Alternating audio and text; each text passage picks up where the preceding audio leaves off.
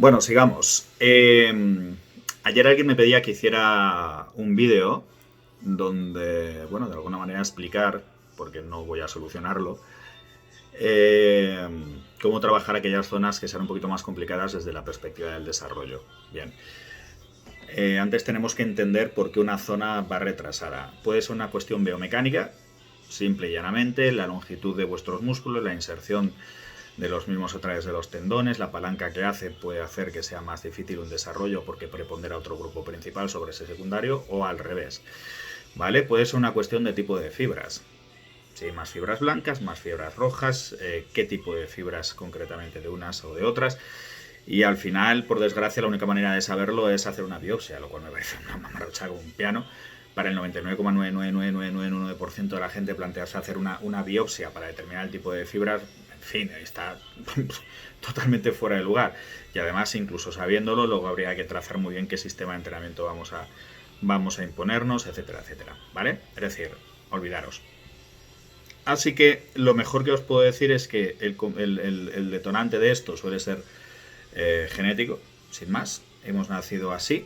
Y la manera de contrarrestar, dando por hecho que entrenemos bien, dando por hecho que el entrenamiento sea correcto, la nutrición sea correcta, que la dedicación sea correcta, etcétera, etcétera, ¿no? Y que las frecuencias sean correctas. Si es genético, nos lo comemos con patatas. Va a ser muy difícil de compensar. Y si no lo es tremendamente sencillo. Hagamos las cosas bien. Muchas veces hay varios factores, es multifactorial. En definitiva, al final lo que mejor te va a funcionar casi siempre es el ensayo-error, ver qué tipo de entrenamiento desde el punto de vista de sensaciones y desde el punto de vista de resultados te funciona mejor, y esto se hace probando y manteniendo esa prueba durante un tiempo. No vale que hoy hayas tenido muchas agujetas y mañana vamos a ver lo que hacemos. No, aparte de que el hecho de tener agujetas no significa que hayas entrenado bien, ni que el estímulo sea suficiente en absoluto, ¿vale? Puede significar simplemente que has trabajado desde otros ángulos y por lo tanto otras zonas del músculo y otras fibras, u otras fibras, mejor dicho. ¿Vale? Dicho lo cual, desde la experiencia, ¿qué es lo que me ha funcionado a mí sin complicarme tanto la existencia? Y dentro de grupos, en los míos, por ejemplo, tradicionalmente siempre la pierna ha estado un poquito por detrás, el cuádriceps se ha defendido muy bien, el femoral no. El gemelo estuvo muy por detrás y ahora el gemelo mío es, no te voy a decir bueno, pero no es en absoluto malo. El trapecio me costó muchísimo tiempo desarrollarlo, muchísimo, y al final se ha desarrollado bien. Creo que en mi caso probablemente más que un problema genético era un problema de enfoque, ¿vale? Ahora mismo los grupos que veo un poquito retrasados son el glúteo, quizás el femoral y el pectoral. Pectoral sí que he probado de todo. Está digno, pero va por detrás. El glúteo está claramente por debajo, no consigo estimularlo, no tengo buenas sensaciones nunca, haga lo que haga, es un desastre, ¿no? De tal manera que lo da un poco por perdido porque realmente me desmoraliza mucho. El femoral no, el femoral funciona bien, yo creo que va retrasado sencillamente porque he empezado a trabajarlo bien más tarde, sin más.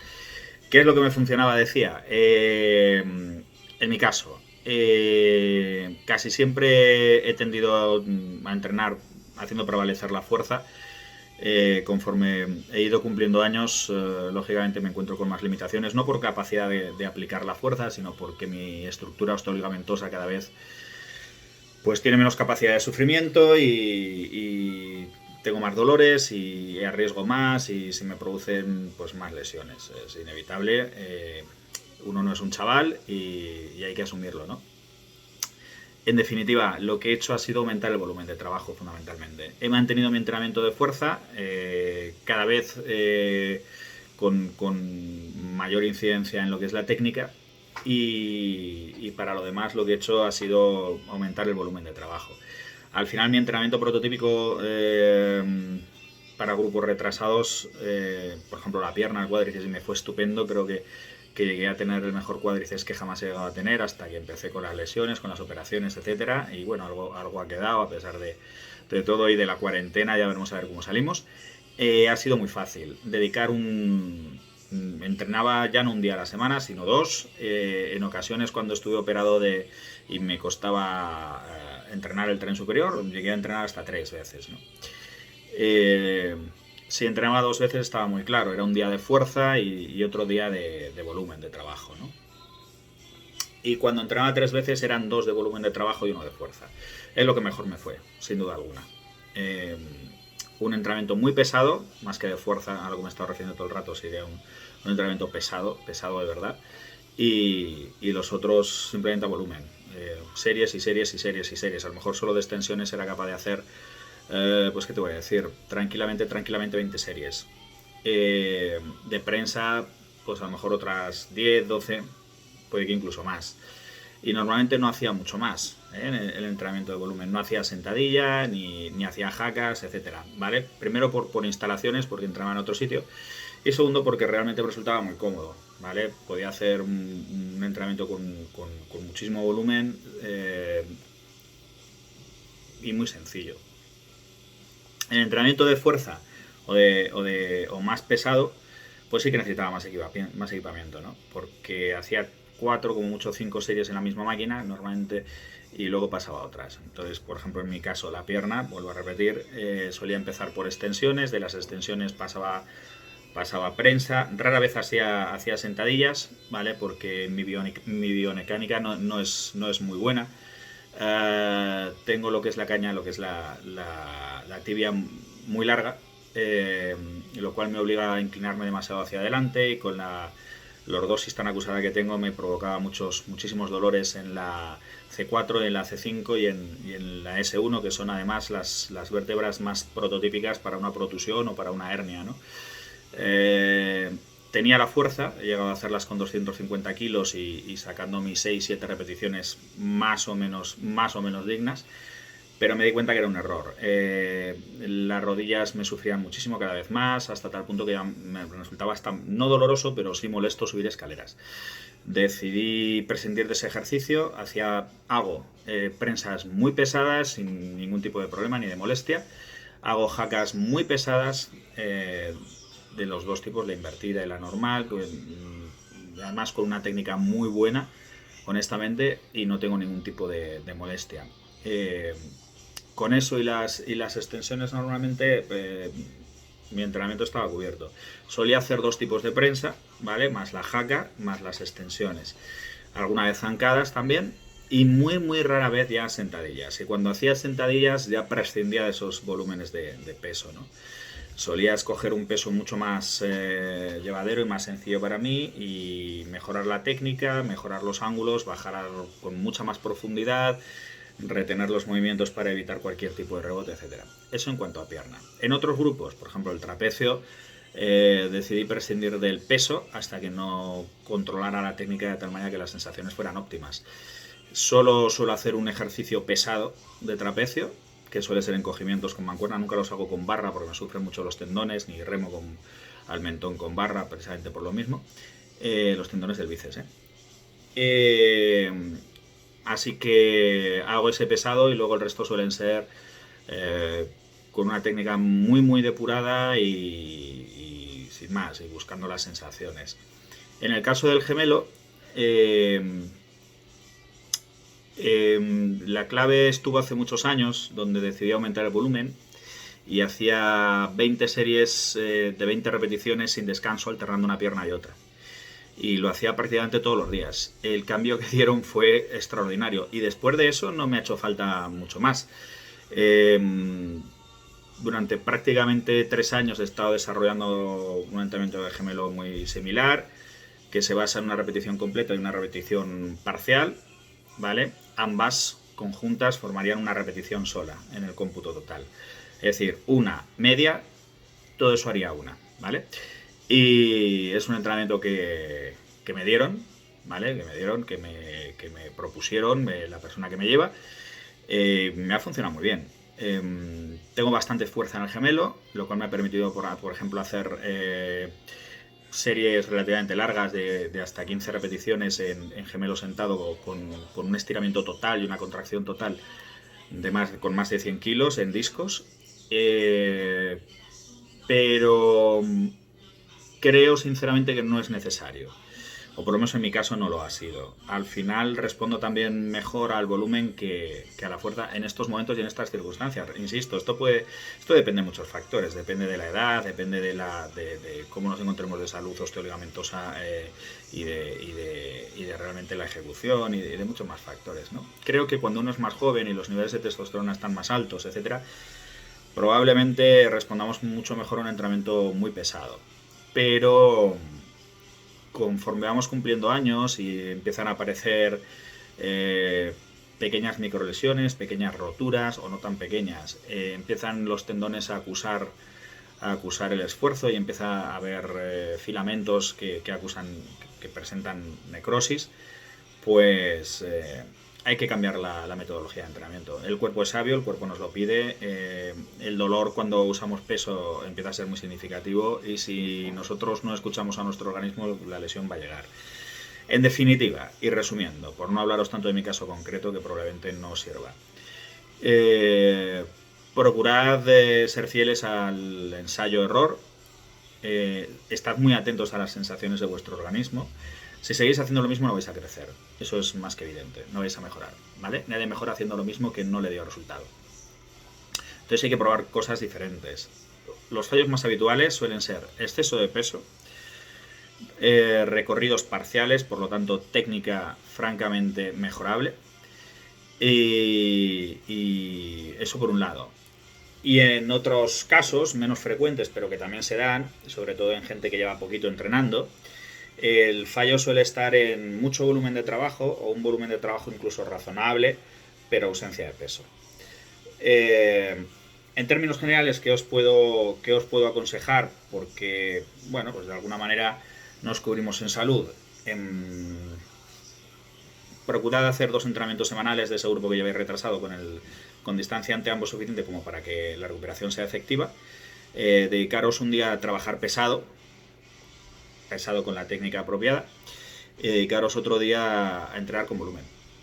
A mí me ha funcionado muy bien, creo que es un sistema no óptimo, no el mejor, pero que sin complicarnos demasiado puede dar muy buenos resultados, ¿de acuerdo?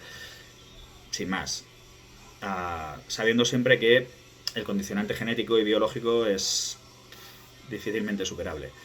No todo el mundo es Phil Heath y tiene todos los grupos sobresalientes, ¿no?